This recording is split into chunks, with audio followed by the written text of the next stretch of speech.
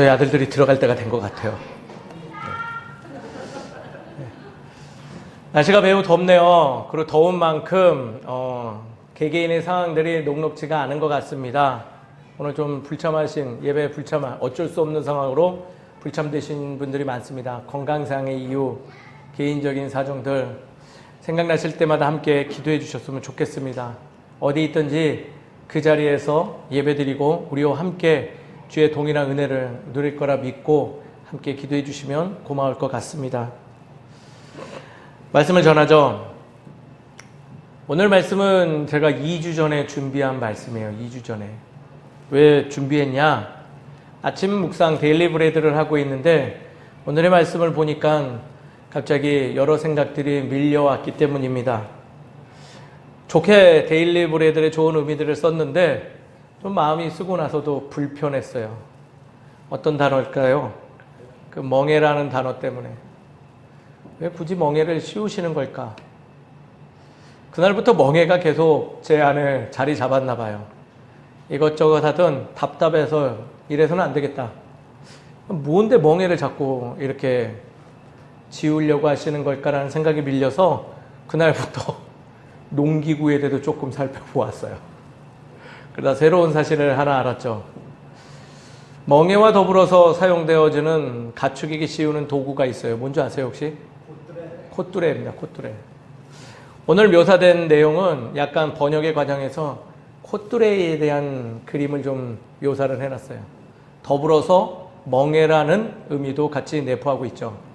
사실 오늘 멍해라 하면 콧뚜레와 멍해 두 가지를 지금 이야기하고 있다는 거예요. 근데 왜 예레미야서의 저자는 그것을 왜 전하고자 했을까요? 그거를 제가 농기구에 대해서 콧뚜레와 멍해를 조사하던 과정에 조금은 이해할 수 있게 되었습니다. 콧뚜레와 멍해 얼마큼 알고 계신가요? 당황스러운 질문인가요? 콧뚜레가 뭐예요? 소의 코에 이렇게 걸어가지고 줄을 묶는 장치죠. 또 멍해는 뭘까요? 예, 소의 등에 얹는. 콧뚜레와 멍해는요, 전 세계 어딜 가든 모든 소라는 가축에게 씌워지는 공통된 도구래요. 도구. 저는 처음 알았어요. 일부 목축업을 아니면 또 농경사회에서나 하는 그러한 데서 사용하는 도구인 줄 알았는데 뭐다? 그 소에게, 일하는 소에게 꼭 채워야 되는 중요한 도구라는 거죠. 콧뚜레는요, 아까 말씀하신 대로 가축의 코를 뚫어서 채우는 견인 도구예요. 그 이유가 참 재밌더라고요. 저는 사실 그 콧뚜레를 봤을 때 너무 동물윤리적으로 가혹한 행위 아닌가라고 생각했는데 그거를 채우는 이유가 있더래요. 첫 번째는요, 덩치가 큰 동물이잖아요. 그 가축들이. 갑자기 우발적인 공격을 할 수도 있기 때문에 그것을 채워놔야 된대요. 그래도 제 마음에 그 어떤 좀 왜 그걸 해야 되나는 마음이 해소가 되지 않았어요. 두 번째 이유를 살펴봤더니 이 이유 때문에 씌운답니다. 가축을 그 큰 덩치의 가축을 용이하게 이동시키기 위해서 채우게 되는 거래요. 여기까지 알아도 마음이 이렇게 시원한 것 같지 않았어요. 근데 세 번째 이유를 보고 났더니 갑자기 다른 관점들이 보이기 시작했다는 거예요. 뭐냐?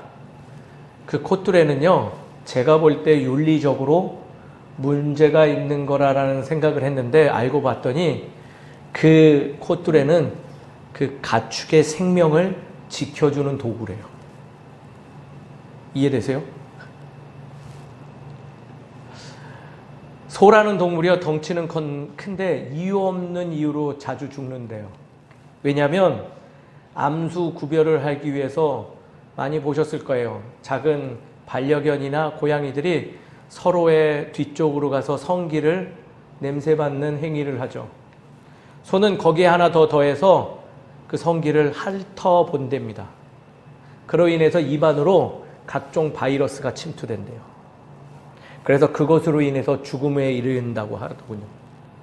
두 번째로 성기뿐만 아니라 소가 습관적으로 암컷의 젖을 계속 빠는 행위를 한대요.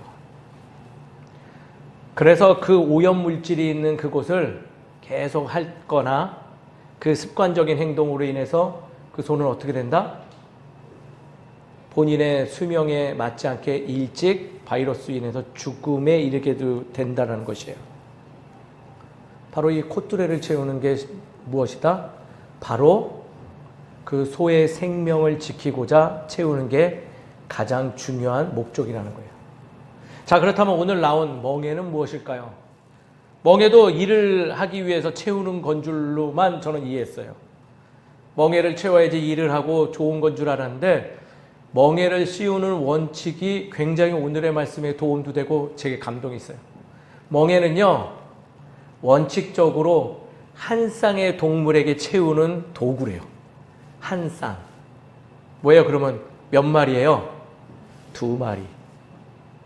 근데 이 2마리를 묶을 때 또 중요한 원칙이 하나가 있어요. 뭘까요? 혹시 짐작이 되세요? 둘 다 힘이 좋은, 일을 잘하는 동물을 묶어 놓을까요? 아니에요. 한 마리는 능률이 좋고 힘도 좋고 일을 잘하는 소를 한 마리 해놓고 꼭 나머지 한 소는 어떤 소? 일을 잘 못하는 소, 힘이 없는 소를 결속시켜 놓는데요. 근데 재밌는 것은 이 멍에를 통해서 둘을 같이 씌우고 일을 하면요, 처음에는 이 연약한 소가 힘들어 할지 몰라도 시간이 지나면 이 연약한 소가 어떻게 된다? 이 강인한 소처럼 똑같이 일을 잘하는 소로 변화된대요. 그걸 깨닫게 되면 그때 멍에를 풀어주고 이 연약했던 소가 강해졌으니 이 소와 또 다른 연약한 소를 붙여서 결속시켜서 일하는 게 멍에의 주된 이유라는 거죠. 혹시 알고 계셨나요? 콧뚜레와 멍에가 바로 그러한 장치라는 거예요. 이 도구의 본래적 의미를 알고 나니 결코 그 두 장치는 인간만을 위해서 또는 동물을 학대하고자 만들어 놓은 것은 아니라는 것을 배우게 됐어요. 거추장스럽고 무겁고 힘들고 그것이 나에게 당장 편함을 주지는 않지만은 결국 그 도구로 인해서 무엇할 수 있다? 첫 번째는 생명을 지킬 수 있고요. 두 번째는 성숙 성장을 이룰 수 있는 도구가 되어진다는 것이죠. 반면 이 도구를 착용하지 않는 가축은 어떻게 되나 보았더니 들판에서 한시적으로 풀을 뜯으며 자유롭게 살지만은 결국은 고깃덩어리가 돼서 정육점에 들어가는 소들만 그거를 채우지 않음을 알게 됐다라는 거예요. 즉 죽음의 길로 갈 수밖에 없다라는 거죠. 오늘 이 점을 염두에 두고 오늘의 말씀을 다시 살펴봤어요. 그랬더니 오늘의 말씀이 그렇게 감동이 되어지는 말씀으로 밀려오기 시작했다라는 거예요. 왜 그럴까요? 말씀을 한번 살펴보시죠.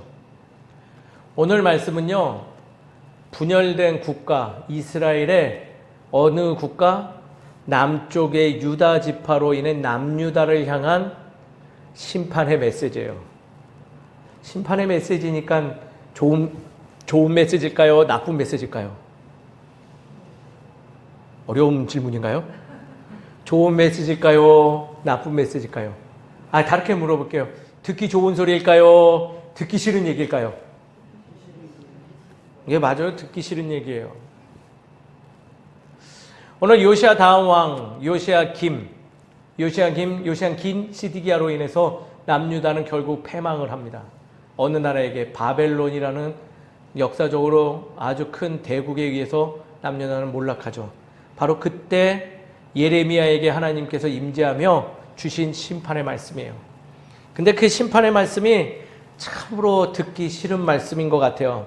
뭐냐면 분명히 언약의 말씀으로 일찍이 너의 백성들과 내가 함께하겠다, 내가 너를 도와주겠다, 너를 거룩한 땅에 살게 해주겠다고 했던 그 하나님이 오늘은 매몰차게 예레미야에게 멍에를 만들어 목에 씌우고 그 멍에들을 각 국가에 나눠줌으로 선포해 주기를 이제는 내가 어느 나라?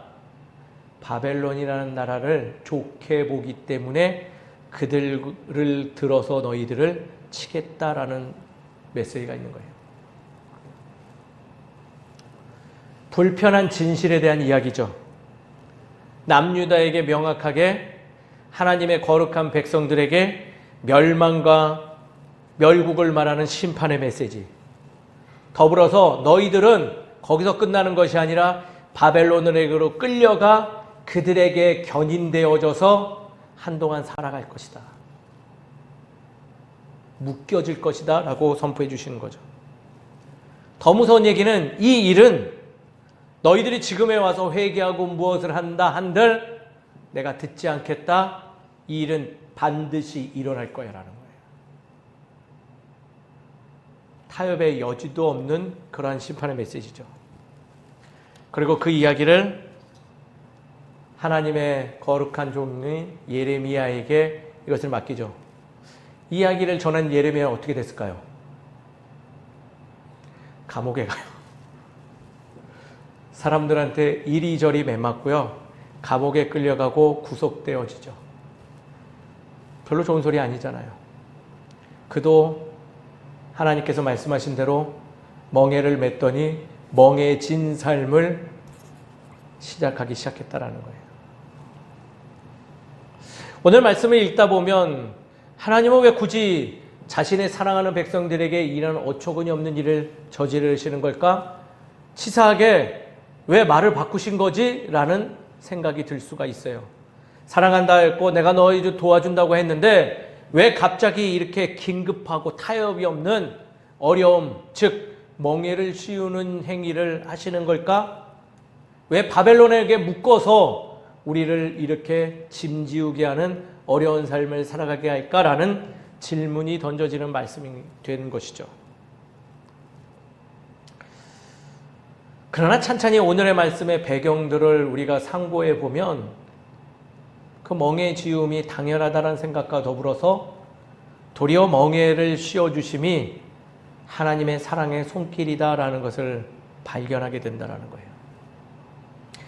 이스라엘은요, 하나님의 거룩한 백성이며 그분의 백성이라고 스스로 고백하고 자백하였던 종족이었지만 사실 우리는 너무 잘 알고 있어요. 말씀을 보면 그 이스라엘 백성들은 결코 하나님의 자녀라고 말하기 부끄러운 모습들을 보여주었죠.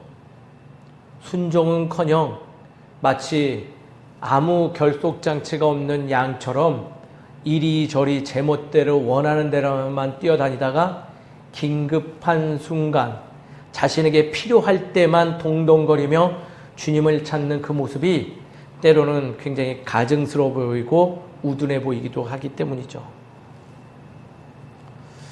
한마디로 그들은 마치 양떼 같았어요.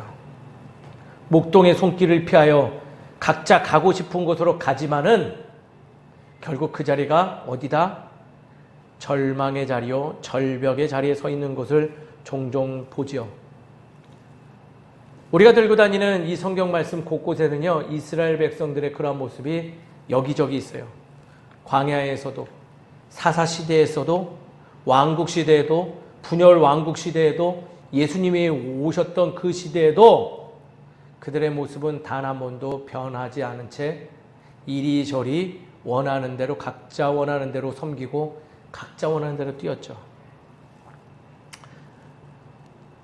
오늘 주인공의 나라인 남유다, 북이스라엘보다는 전통성, 즉 왕국의 정통성도 있고 북이스라엘보다는 선한 왕들도 여러 있었지만은 좀 더 보존된, 나라가 지속된 것만 있었지 그들도 결과적으로 보면 북이스라엘의 모습과는 크게 다르지 않았다.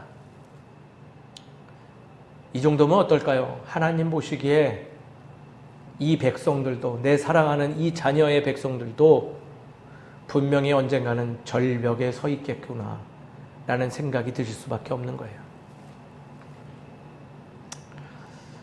오늘 본문에는 나오지 않았지만 오늘 본문은 시드기야 왕에게 보내는 메시지, 앞으로의 마지막 왕으로 군림할 남유다의 왕으로 있을 왕에게 전하는 메시지도 담고 있죠.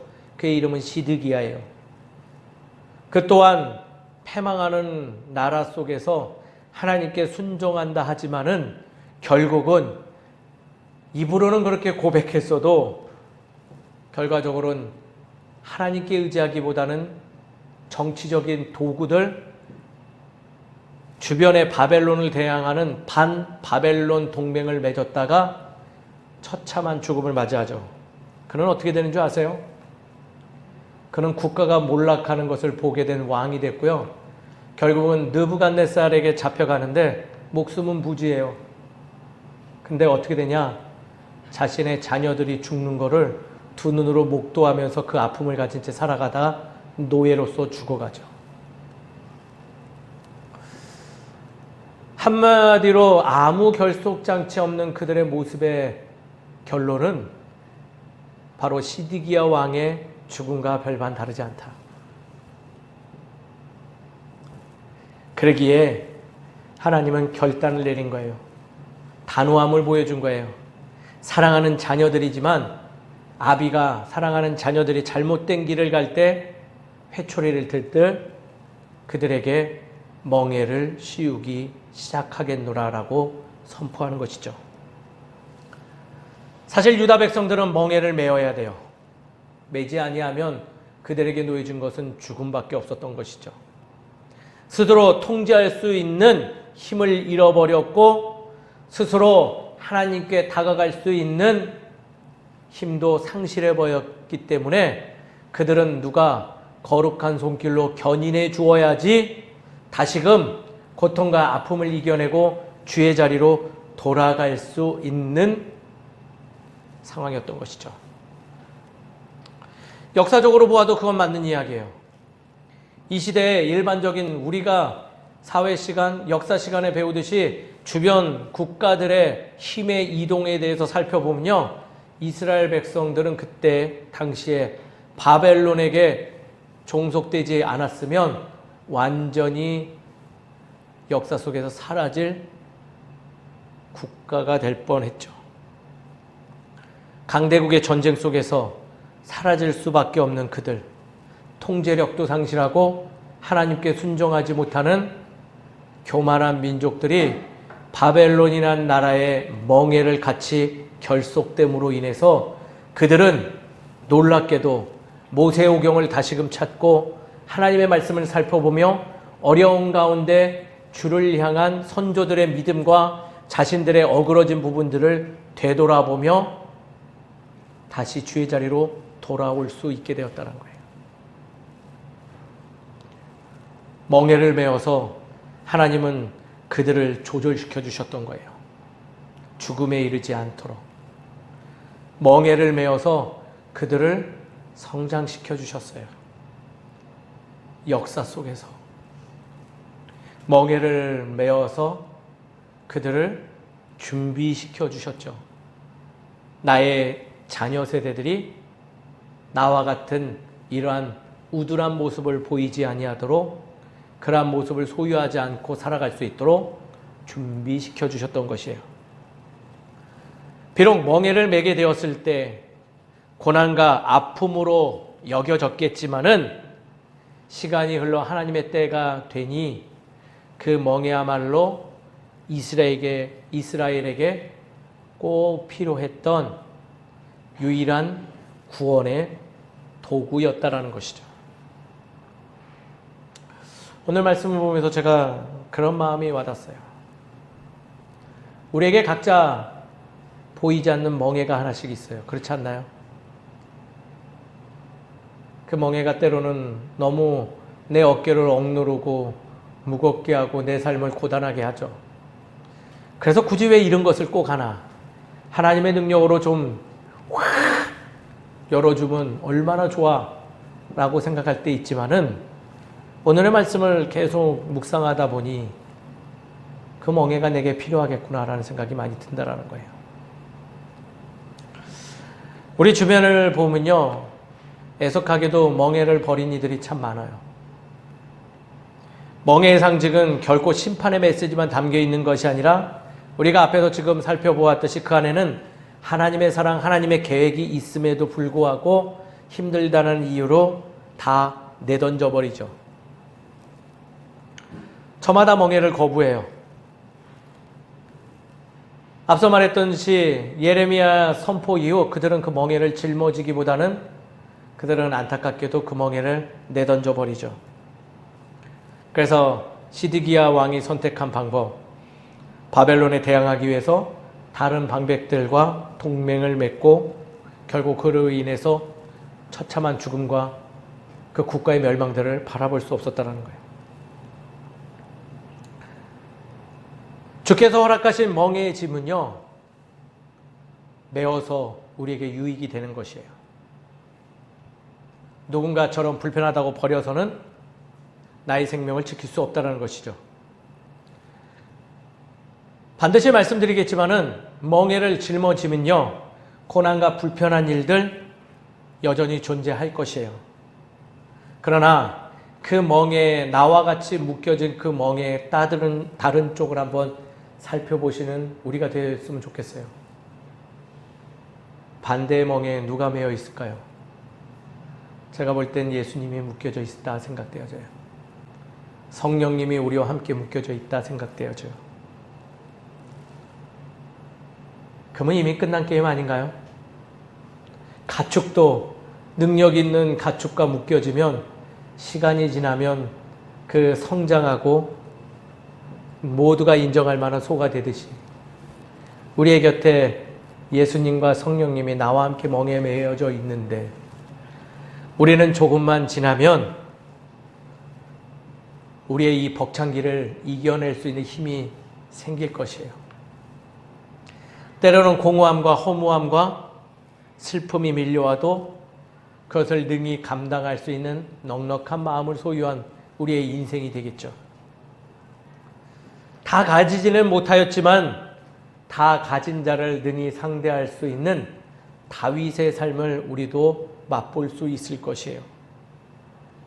오늘도 주께서 허락하신 그 쉴만한 물가로 인도되어졌다.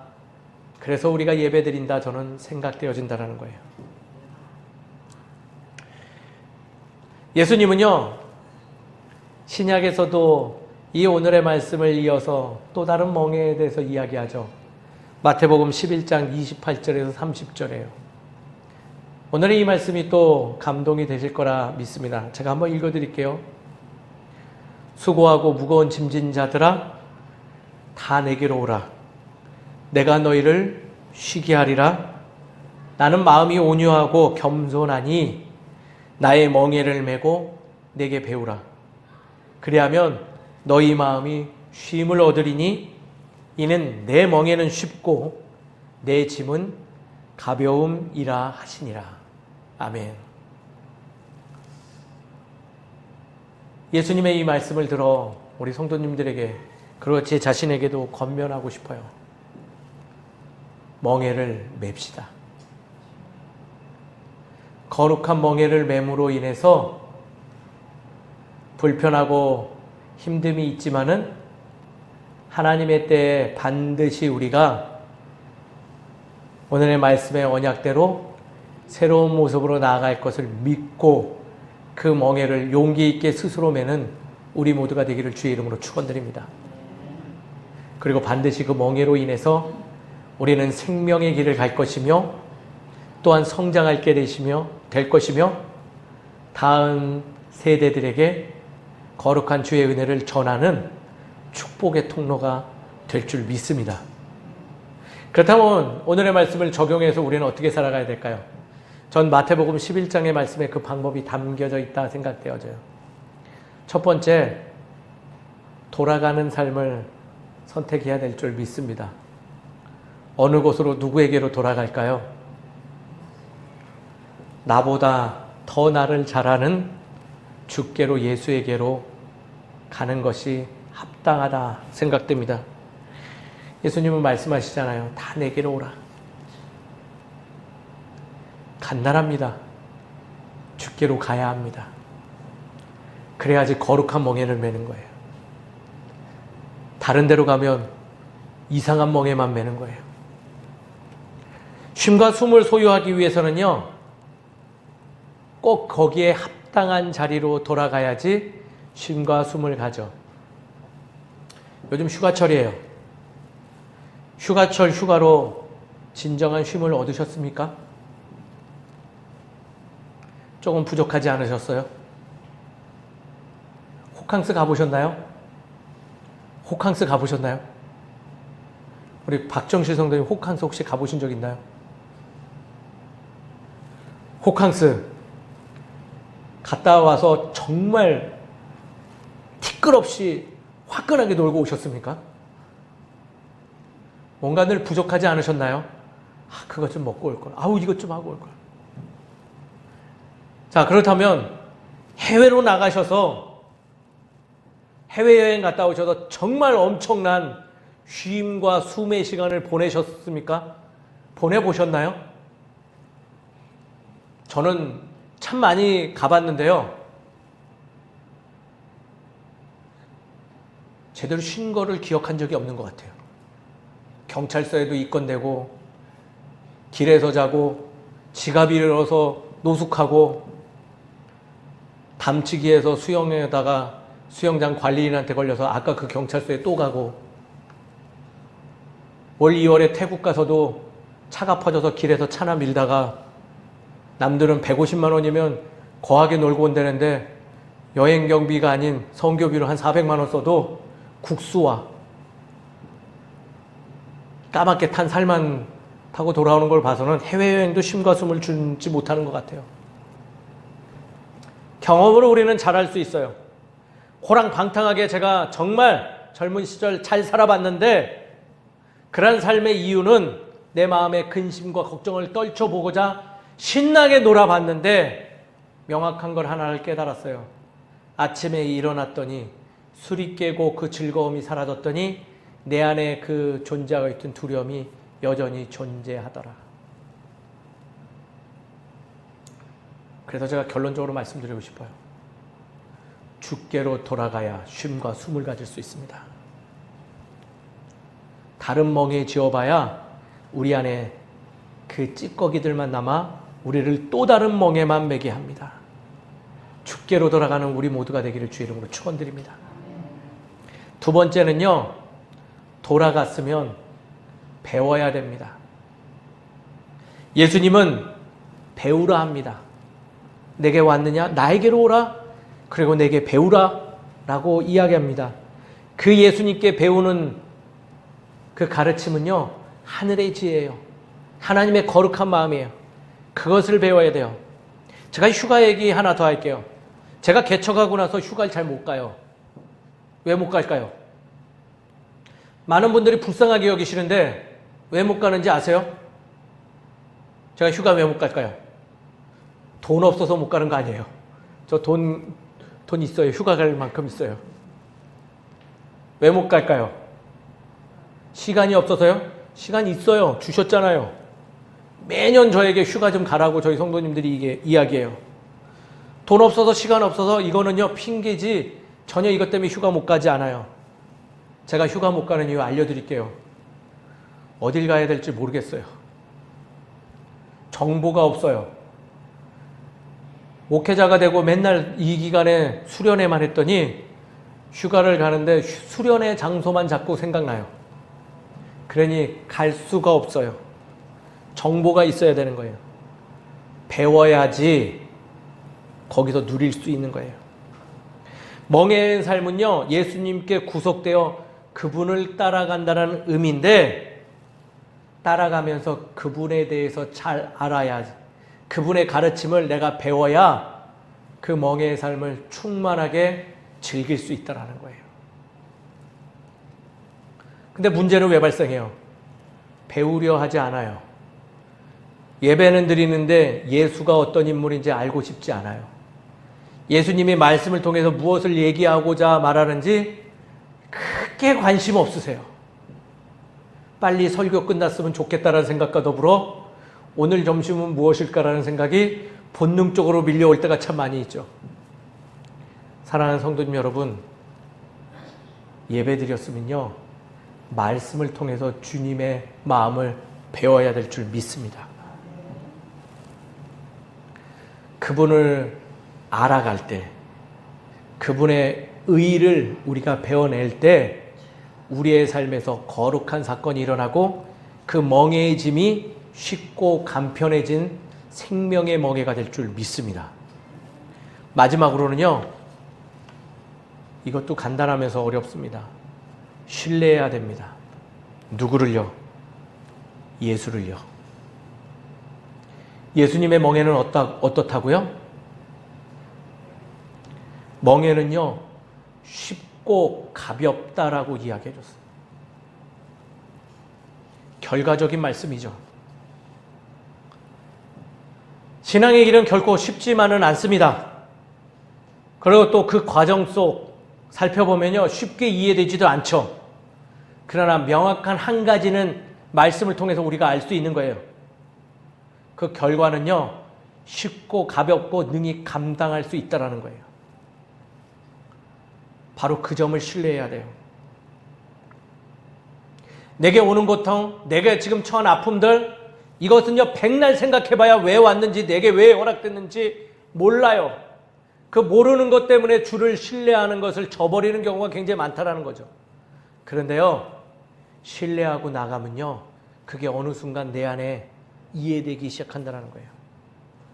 저는 늘 그 모델을 교회에 세워지는 것을 이야기 드려요. 이번 주에 친구 한 명이 절친이 저에게 전화를 했어요. 대화 도중 우리 미래에 대해서 이야기하더군요. 저도 이제 50이 되니까 그 친구는 10년만 있으면 대기업에서 은퇴해야 된대요. 그러니 노후에 대한 걱정이 있는 것 같아요.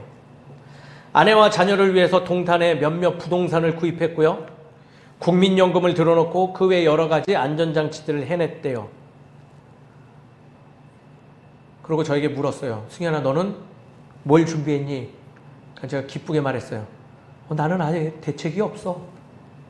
총회연금은 드는데 원금도 못 받을 것 같네. 친구가 황당하다는 듯이 한숨을 쉬었어요. 야, 너 그러면 어떻게 재수 씨하고 애들한테? 근데 친구야, 내 마음에 참 이게 너가 이해할지 모르겠는데 두려움이 없다. 왜냐하면 내가 지금 심호하는 이 교회를 보니 무언가 내 안에 굳건한 믿음이 있기 때문에 그래. 그게 뭐야? 나 하나님께서 아무것도 없는 이 자리에 교회 세우시겠다는 그 음성 듣고 그분을 따라갔더니 야, 교회가 세워졌더라. 그리고 처음에 아무것도 없었는데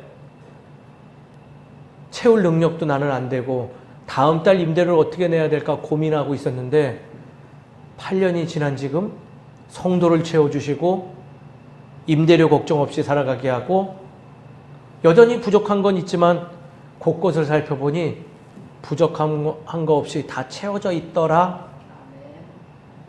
내가 그 경험을 하고 났더니 네가 말한 대로 노후가 불안하긴 한데 그래도 나는 이 길이 맞다라는 것을 하나님의 그 손길을 인도하심을 신뢰해 라고 했어요.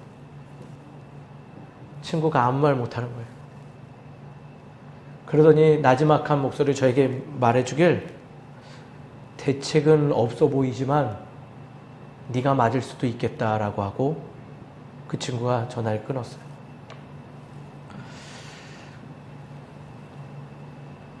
전 대책 없는 사람이에요. 그런데요, 저의 노후의 대책은 확실하게 알고 있어요. 주를 신뢰하는 거예요. 어떻게 될지는 몰라도 주를 신뢰하고 나가면 반드시 주께서 내 필요한 것을 채워주심을 알기 때문에 저는 그것을 고수하고 갈 거예요. 사랑하는 성님 여러분, 저랑 똑같이 하실 필요는 없어요. 그래도 최소한 주를 신뢰하고 나가는 우리 모두 되기를 주의 이름으로 축원드립니다. 반드시 주께서는요, 멍에를 메워주셨으니 우리 성도님들의 각자 필요한 것들을 예비하시고 채워줄 줄 믿습니다. 말씀을 정리하죠. 멍에를 채워진다는 거 불편한 일 아니에요.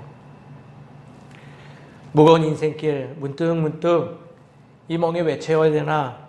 라는 질문은 던져질 수 있지만은 그때마다 기억하십시오. 나와 그 멍에 묶여진 이는 바로 십자가에 매달리신 예수님이다.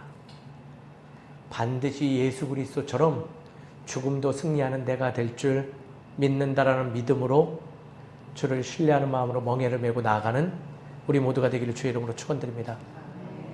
함께 기도하겠습니다.